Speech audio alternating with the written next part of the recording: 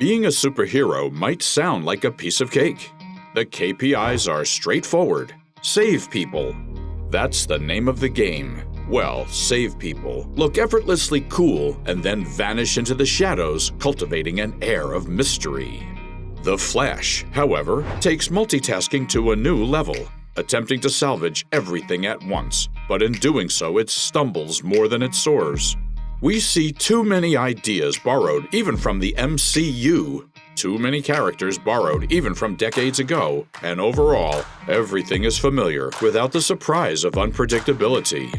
In moments where it adheres to these KPIs, the movie truly shines. Early on, we're treated to a spectacular scene in which the Flash must rescue babies from a crumbling building. If you're willing to overlook a few CGI imperfections, it's classic superhero stuff that's genuinely exhilarating. If you are not, the CGI guys should follow the writers and strike next. Only against each other, because what a crap show where it stunk. The Flash movie embodies DC's ambitious attempt to sustain what was once envisioned as a cohesive DC universe. Yet, much like Black Adam, Aquaman, even with its impending sequel, Wonder Woman, Ben Affleck's Batman, and an array of others, those plans are now distant memories. The changing of the guard at DC, with James Gunn taking the reins, led to these superheroes morphing from icons to afterthoughts, with their character storylines abruptly terminated. Thus, as you watch The Flash, you'll find yourself frequently pondering the movie's relevance. Allow me to explain the reasons for its significance and insignificance. It's an indulgent cocktail of nostalgia and silliness. And no, this isn't praise, it's more of an observation you needn't overly concern yourself with. It's as inconsequential as the plotline it follows. Barry Allen discovers his ability to travel back in time. This looks familiar. Driven by a desire to save his father, or perhaps slip a can of tomato soup into his mother's shopping basket to change her fate. However, Barry Allen seems not to have absorbed the wisdom of countless time travel movies, where such experiments usually go haywire. But wait, he has. The butterfly effect, right? Yes. I get it. He's just careless and emotionally stubborn.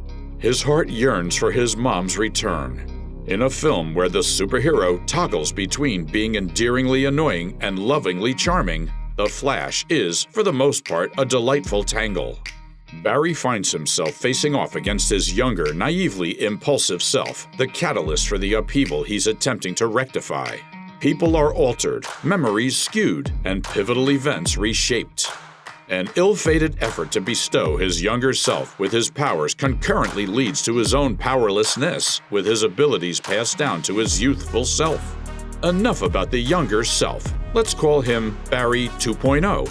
The ensuing chaos unfolds in a mesmerizing flurry as the two Barrys embark on a single mission to untangle the mess caused by Barry Old. The senior Barry, wiser with experience about the dire consequences from his time with the Justice League, swiftly abandons his irksome persona to become the level-headed one. It's akin to being forced to confront your own flaws to comprehend the torment you inflict on others, and it's an absolute blast to watch.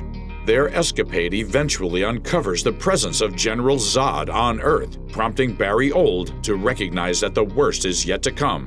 Who you gonna call? Ghostbusters? Ghostbusters! Nah, I kid. Just the Justice League. You call Superman and his gang. Except they're MIA in this timeline. They had time for a cameo, but vacationed in different timelines when the real fight came. As Barry Old ponders frantically in front of Barry News pals, he stumbles upon a revelation. Batman still exists. Off they head to Wayne Manor, which for reasons unknown to anyone, is consistently the easiest mansion to break into. And there, the movie's star is unveiled, Michael Keaton. But why have two Batmans in one film, you ask? Maybe three. George Clooney appears at some point, which leaves us wondering what timeline we ended the movie in. But back to the two Batmans. By this point, we've already encountered Ben Affleck's iteration. Well, you lot complained that Ben Affleck was a terrible Batman and you wished for Michael Keaton, and the DC listened. I'm Batman. Thus, when Barry messes up the timelines, the Batman of this new reality is an aged, retired Bruce Wayne, portrayed by none other than Michael Keaton, the Batman of 1989. Barry and DC really reached back in time for this one. In this revised timeline, Superman never graced Earth with his presence. Instead, we're treated to Supergirl, portrayed by SASHA CALLE. She embodies Supergirl acceptably. Not that you're overly concerned about the actress behind the character, but she gets the job done. The quartet assembles to confront General Zod, evoking a mixed bag of emotions throughout their strategic planning and the ensuing battle. First, they electrocute Barry Old to near death in an attempt to simulate the circumstance that gave him his powers. Supergirl helps, and now everyone has powers and a suit. General Zod and his cronies thwart their efforts with infuriating ease, leaving you yearning for the swift intervention of the Man of Steel to cut short the nonsense. While they put up a valiant fight, and no matter what they do, Batman and Supergirl inevitably always get killed. In a case of déjà vu, the Barrys resort to the same gambit that landed them in this pickle, reversing time to save Batman and Supergirl. However, with each attempt, the villains become increasingly inventive in their methods of execution. This escapade eventually births another antagonist, one of the Barrys. Barry Old eventually throws in the towel, realizing that this merry-go-round is no longer worth the ride. In the film's climactic finale, they somehow win. Batman perishes. Batman Keaton's death was probably the biggest loss this movie could have not taken the audience through, but DC needed something for us to talk about. Barry Old must bid farewell to the revised timeline and his long-lost mother. Yet, he leaves behind a mentorship that nurtured his own growth over the course of the adventure. Astonishingly, he also manages to unearth the precise video footage required to save his dad from the prison sentence where he was convicted for his mother's murder. The Flash 2023 balances nostalgia with a fresh spin on heroism, offering viewers a confusing journey that occasionally stumbles but ultimately finds its footing, except for when Nicolas Cage becomes Superman. Nobody needed that.